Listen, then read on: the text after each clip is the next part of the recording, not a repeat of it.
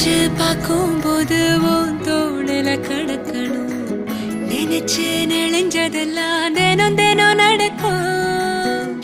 கிடைச்ச நேரம் எல்லாம்